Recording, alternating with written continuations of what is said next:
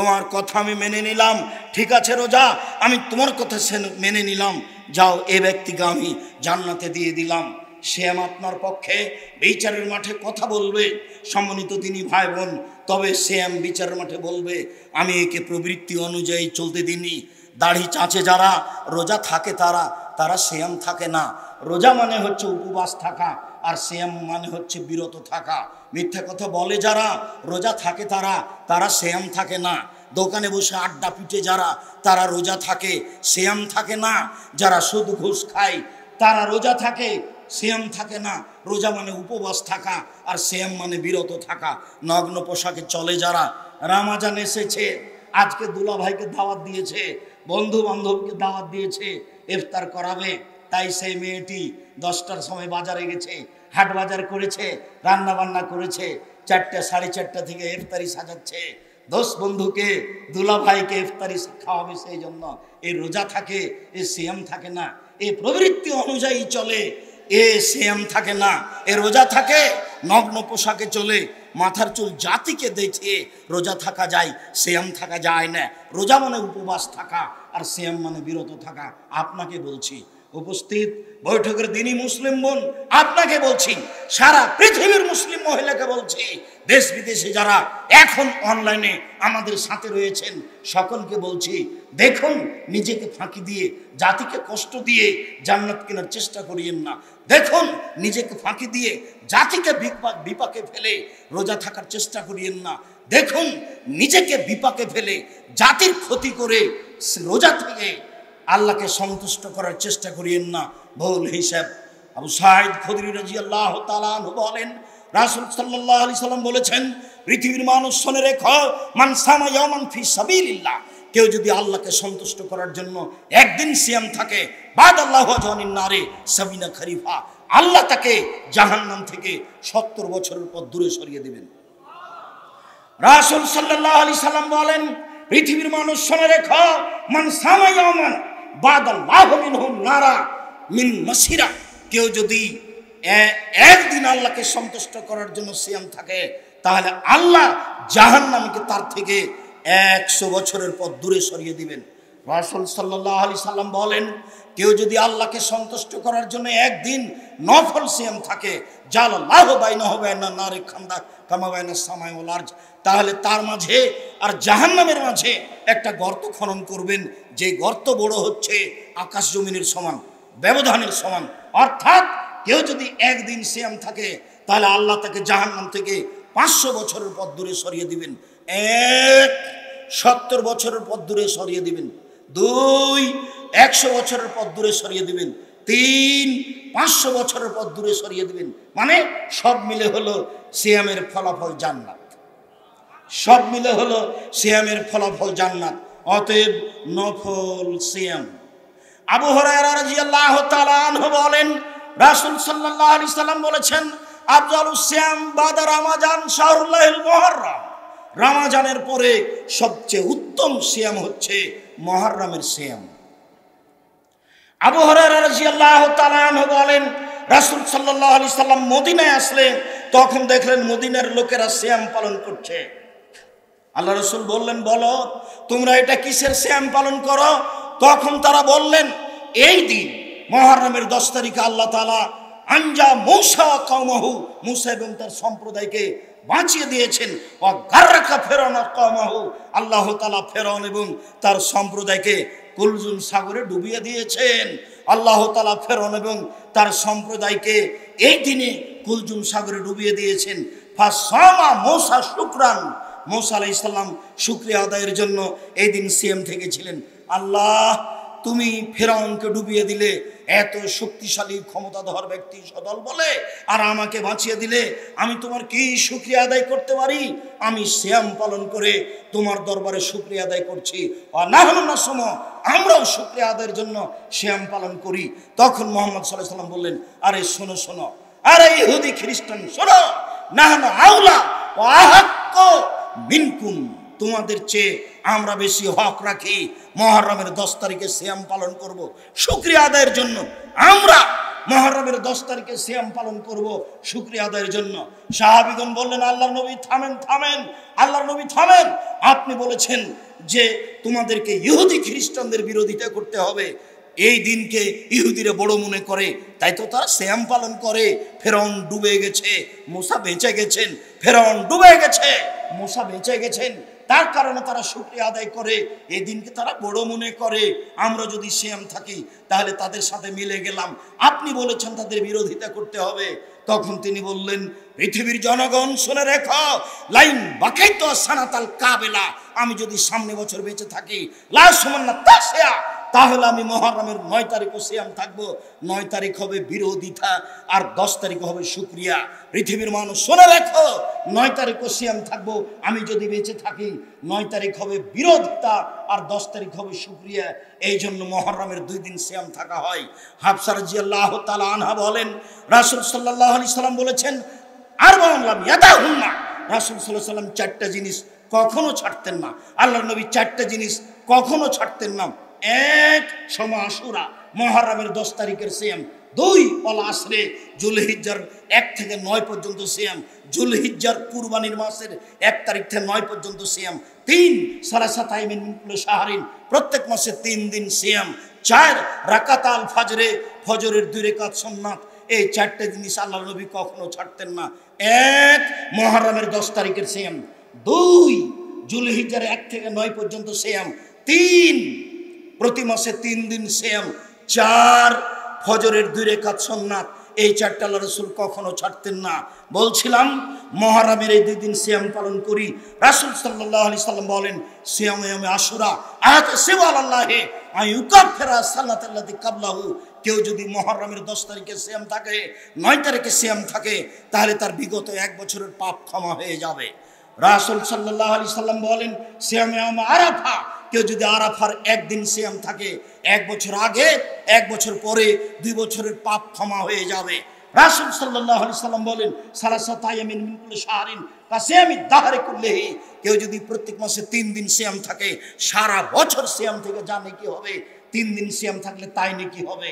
রাসূল সাল্লাল্লাহু আলাইহি সাল্লাম বলেন, কেউ যদি প্রত্যেক মাসে 13, 14, 15 3 দিন সিয়াম থাকে, সারা বছর সিয়াম থেকে যত নেকি হবে তাই নেকি হবে। রাসূল সাল্লাল্লাহু আলাইহি সাল্লাম বলেন, পৃথিবীর মানুষ শুনে রেখো, মান সামা রমাজানা সুমাত বাহসিতান শাওয়াল কানা কাসিয়ামি দাহরি কুল্লিহি, কেউ যদি রমজান মাসের সিয়াম থাকে আর শাওয়ালে 6 দিন সিয়াম থাকে, তাহলে সে সারা বছর সিয়ামের নেকি পেয়ে যাবে। পৃথিবীর মানুষ শুনে রেখো, কেউ যদি রমজান মাসে সিয়াম থাকে, তারপরে শাওয়ালের 6টা সিয়াম থাকে, তাহলে সারা বছর সিয়াম থেকে যা নেকি পাই সেই নেকি পাবে। সম্মানিত দিনী ভাই বোন, আমাদের দেশের মহিলা বৈঠকে বলে, বুবু তোমার হায়েজের কারণে রমজান মাসে যে রোজা ছুটে গেছে, এটা আগে করো, তারপরে শাওয়ালেরটা করো, কেননা এটা ফরজ আর এটা হচ্ছে সুন্নাত। বুবুর কথা ভুল। আয়েশা রাদিয়াল্লাহু তাআলা আনহা 10 মাস পরে পরবর্তী শাবানে এই হায়েজের রোজা করতেন।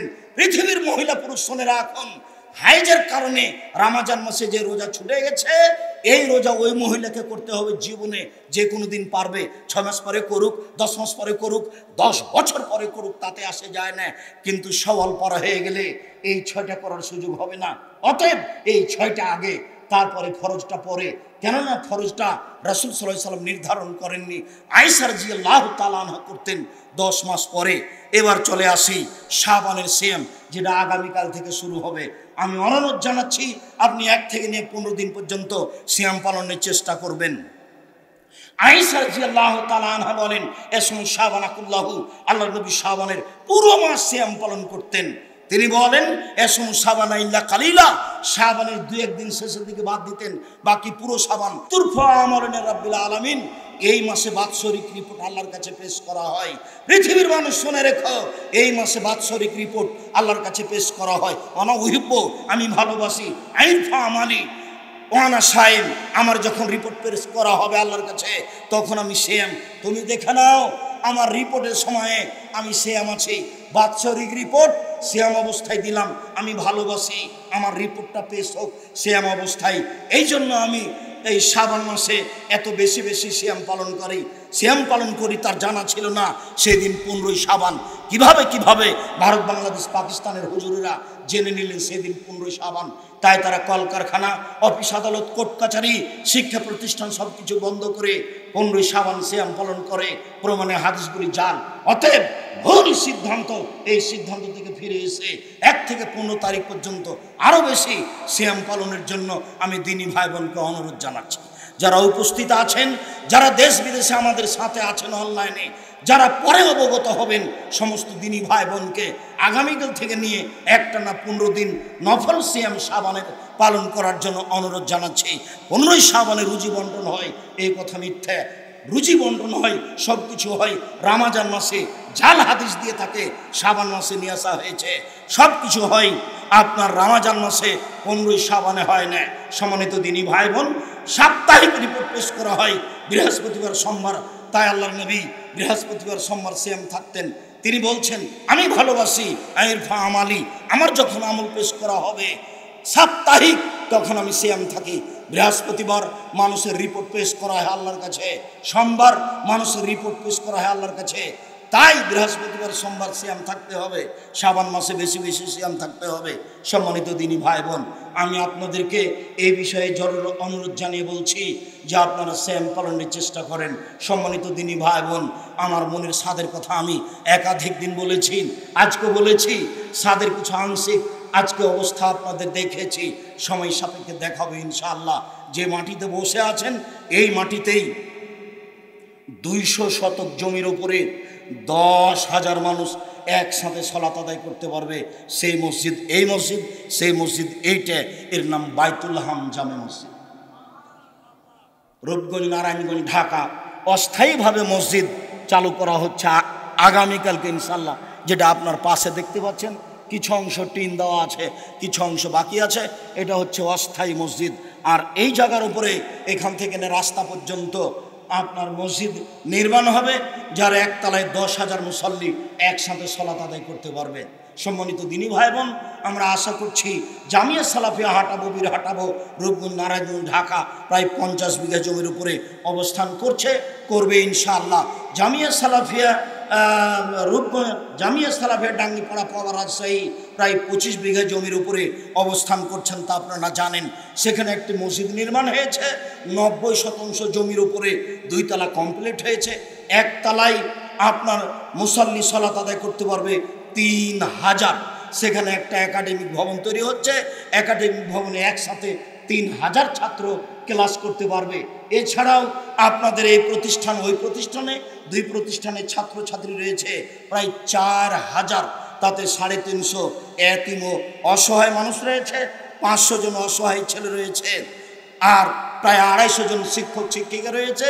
প্রতি মাসে বেতন লাগে প্রায় 24 লক্ষ। কিভাবে হয় আমি তা নিজেও জানি না। যার জন্য আমি বলি যে ঢাকা, নরসিংদী, নারায়ণগঞ্জ, মানিকগঞ্জ, মুন্সিগঞ্জ, গাজীপুর, বৃহত্তর ঢাকার মানুষ, আপনারা যদি মনে করেন যে জামিয়া সালাফিয়ায় আমি টাকা দিব না, তাহলে জামিয়া সালাফিয়া গড়বে ইনশাল্লাহ, গড়বেই গড়বে।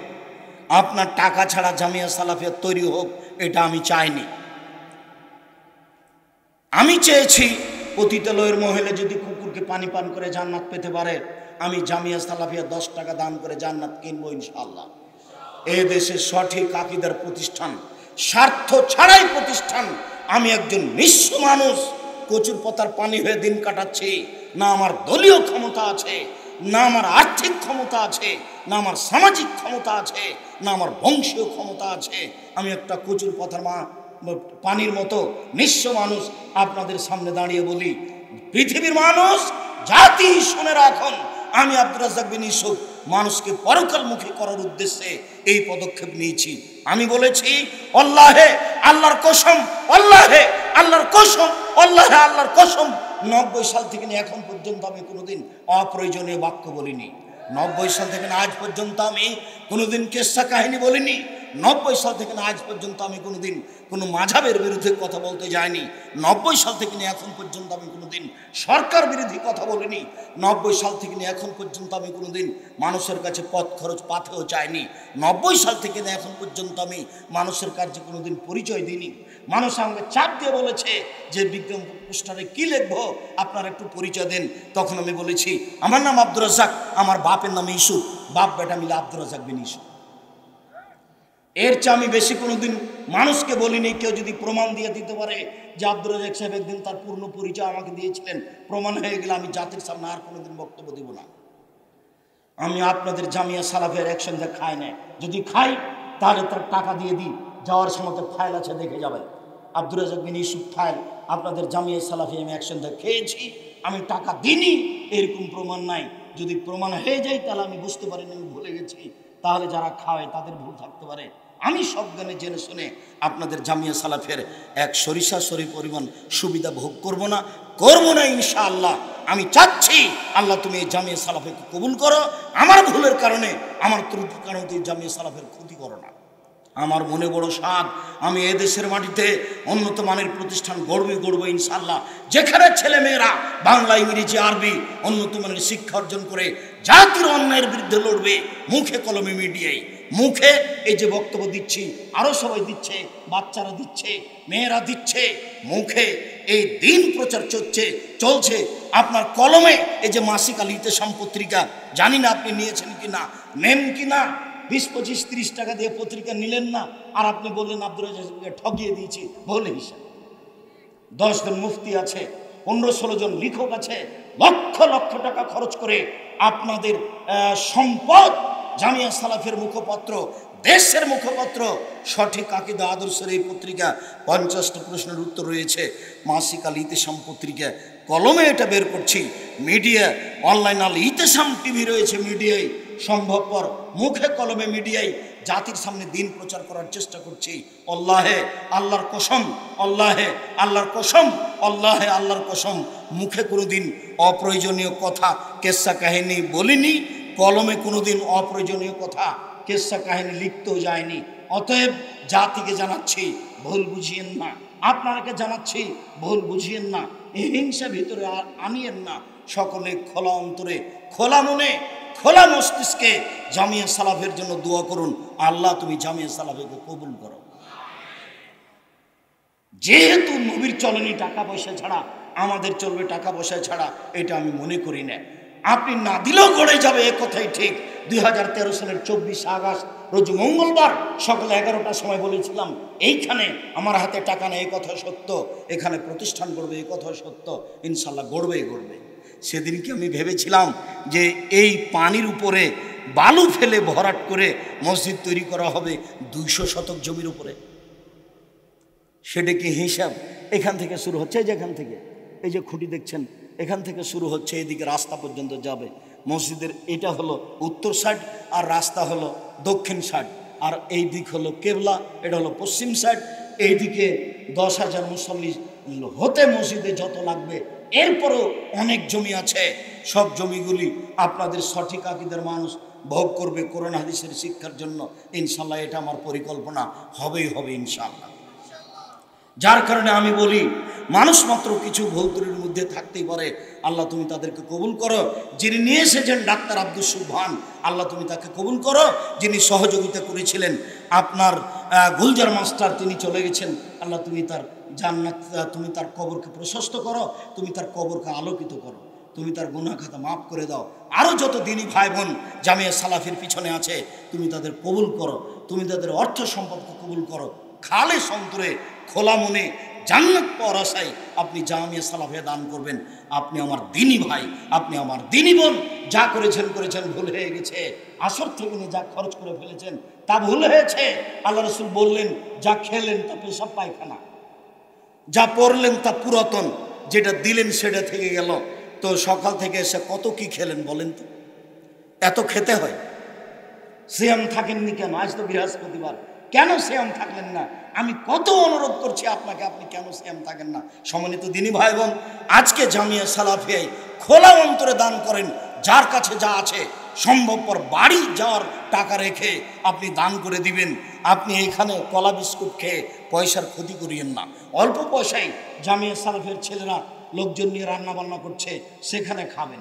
ইসলামকে মূল্যায়ন করুন, জামিয়া সালাফিকে মূল্যায়ন করুন। আমিও আপনাদের দানে অংশগ্রহণ করছি। আমার ছেলেরা যারা আছো সবাই তোমরা মাঠে নামো, কেউ ছেলে হোক মেয়ে হোক, আপনারা কেউ ওদেরকে খালি হাতে ফিরিয়ে দিবেন না। আমি আপনাদের এই বৈঠকি দানে অংশগ্রহণ করলাম। এই ছেলেরা কে আছো যারা স্টেজে আছেন সবাই আপনারা অংশগ্রহণ করবেন। ছেলেরা কোথায়? ওই যে আমাদের ছেলেরা আপনাদের পিছনে আসছে। আপনি খালি থাকবেন না, খালি থাকলে ওই পরিমাণ পয়সা আপনার ধ্বংস হয়ে যাবে।